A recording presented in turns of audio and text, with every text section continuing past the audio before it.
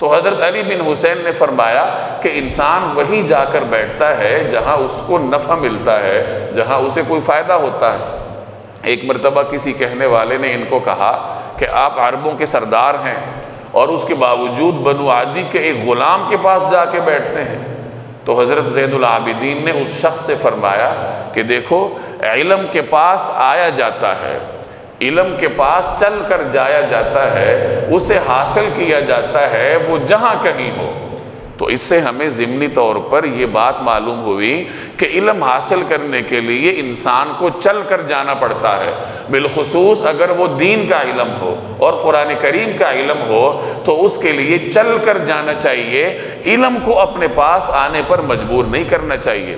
یہ آج کل ہمارے ہاں رجحان چلا ہوا ہے کہ لوگ اپنے بچوں کو قرآن کریم پڑھانے کے لیے قراء کو گھر بلاتے ہیں۔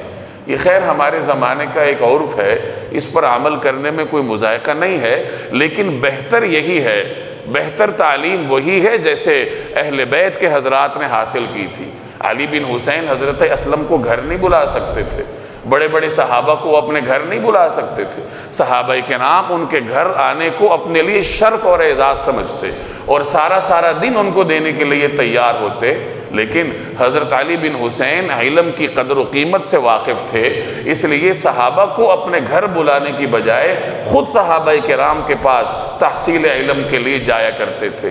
تو اصل طریقہ کار یہی ہے کہ آپ کے بچوں کو مسجد جا کر پڑھنا چاہیے، ہمیں خود بھی مسجد جا کر، مدرسوں میں جا کر، مکاتب میں جا کر تعلیم حاصل کرنا چاہیے۔ لیکن ہمارے ہاں رجحان ہے کہ قراء کو، اساتذہ کو گھر بلا کر پڑھایا جاتا ہے۔ کچھ زمانے کے تقاضے بھی ہیں، ان پر عمل کرنے کی وجہ سے یہ ایک رجحان ہے، تو اس پہ عمل کیا جا سکتا ہے بشرطے کہ استاذ کو اس کا پورا احترام دیا جائے۔ ہمارے ہاں یہ ایک عجیب و غریب رجحان ہے کہ جو قاری صاحب گھر پڑھانے کے لیے آتے ہیں ان کی کوئی قدر و قیمت نہیں ہوتی، اور جو لوگ دنیاوی تعلیم کے لیے، جو اساتذہ گھر پڑھانے کے لیے آتے ہیں، انہیں بھرپور احترام دیا جاتا ہے۔ چنانچہ ایسے بھی مواقع کہ قاری صاحب پڑھانے کے لیے آئے ہیں، دوسری طرف کوئی فزکس اور کیمسٹری والا بھی پڑھانے کے لیے آ گیا ہے، تو گھر والوں نے قاری صاحب سے معذرت کر لی کہ آج آپ واپس تشریف لے جائیے کیونکہ بچے نے فزکس پڑھنی ہے یا کیمسٹری پڑھنی ہے۔ تو بھائی یہ قرآن کریم کی تعلیم کی توہین ہے۔ اگر آپ نے استاذ کو گھر بلا کر پڑھانا ہے تو دیگر اساتذہ کے مقابلے میں اس کا احترام بھی زیادہ ہونا چاہیے اور اس کا مشاہرہ بھی زیادہ ہونا چاہیے۔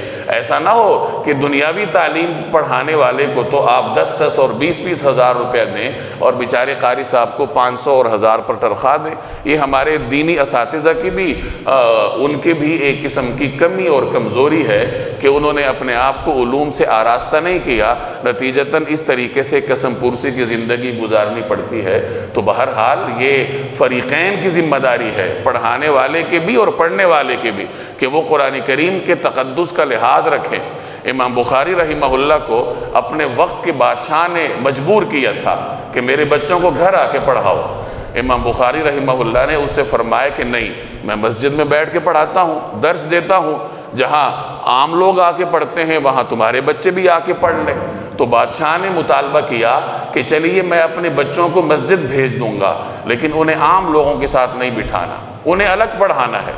امام بخاری ایک صاحب علم شخصیت تھے، وہ حدیث کی اہمیت سے واقف تھے، انہوں نے بادشاہ کو دو ٹوک جواب دیا کہ میں تمہارے بچوں کو الگ نہیں پڑھاؤں گا، وہ اگرچہ شہزادے ہیں لیکن علم حاصل کرنے کے معاملے میں وہ طلباء ہیں، جہاں دیگر طلباء پڑھتے ہیں وہ تمہارے بچے بھی آ کے پڑھیں۔ تو بادشاہ اس سے ناراض ہوا اور اس نے امام بخاری کو وہ شہر چھوڑنے پہ مجبور کیا۔ امام بخاری نے شہر چھوڑنا تو گوارہ کر لیا، بادشاہ کو ناراض کرنا گوارہ کر لیا، لیکن علوم دین کی قدر و قیمت میں کمی نہیں آنے دی۔ تو بہرحال